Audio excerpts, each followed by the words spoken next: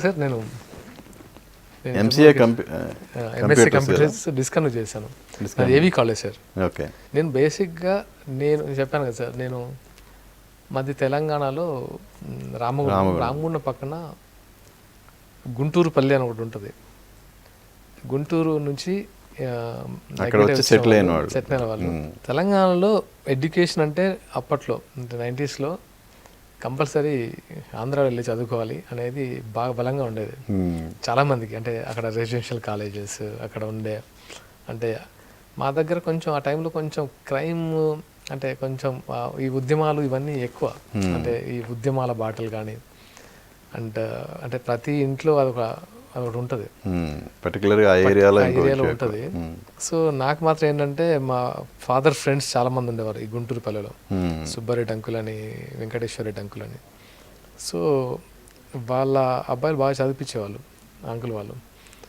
So మా ఫాదర్తో అనేవాళ్ళు, నువ్వు మాత్రం ఈసారి మాకు అప్పగించాలి అబ్బాయిని. మేము ఎక్కడ అంటే నా స్కూలింగ్ కూడా మంచి స్కూలింగ్, చిన్మయ విద్యాలయ అని, లైక్ ఒక గురుకులం టైప్ ఉంటుంది. సో అక్కడ నుంచి నెక్స్ట్ ఎక్కడికి వెళ్ళాలంటప్పుడు వాళ్ళు చెప్పారన్నమాట, గుంటూరులో వేద్దాం, బాగా చదివించండి, మీరు ఏదైతే చేస్తారో అవన్నీ పక్కన పెట్టేసి ఇప్పటివరకు తను మాత్రం బాగా చదివించాలని పంపించారు.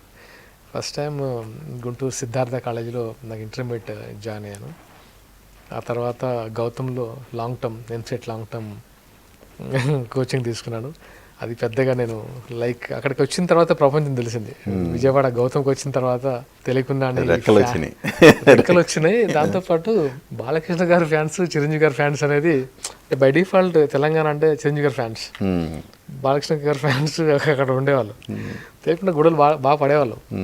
చదివింది తక్కువ. తర్వాత తెలంగాణ, ఆంధ్ర పార్టిసిపేట్ చేశారు అంటే బై డిఫాల్ట్ పార్టిసిపేట్ చేస్తారు చేయాల్సిందంతే. సో మీరు చిరంజీవి ఫ్యాన్స్ గా పార్టిసిపేట్ చేసేవాళ్ళు.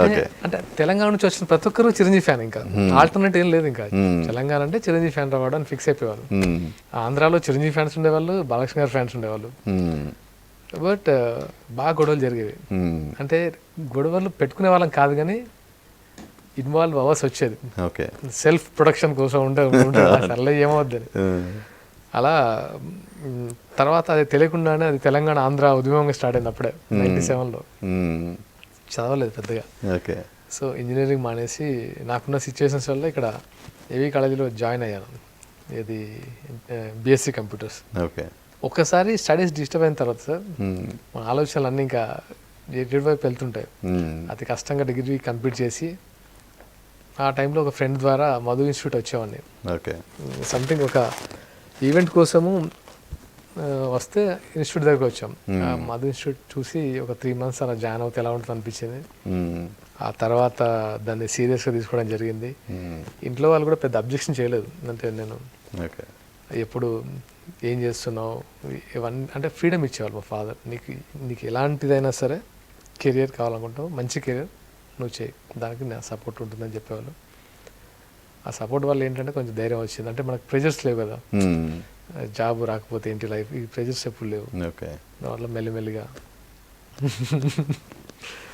ఇండస్ట్రీకి వచ్చాను. అంటే నేను ఇండస్ట్రీకి వచ్చిన తర్వాత నాకు చాలా అంటే కాన్ఫిడెన్స్ వచ్చింది. అంటే సక్సెస్ చూసిన తర్వాత కాన్ఫిడెన్స్ వచ్చింది. దాంతోపాటు క్యారెక్టర్స్ చేయడం వల్ల సార్ కొన్ని క్యారెక్టర్స్ మన మైండ్ సెట్ని మారుస్తాయి. దాంట్లో ఆర్కే నాయుడు క్యారెక్టర్ నా మైండ్ సెట్ని కొంచెం టువర్డ్స్ ఈ సొసైటీ వైపు తీసుకెళ్ళిందని చెప్పొచ్చు.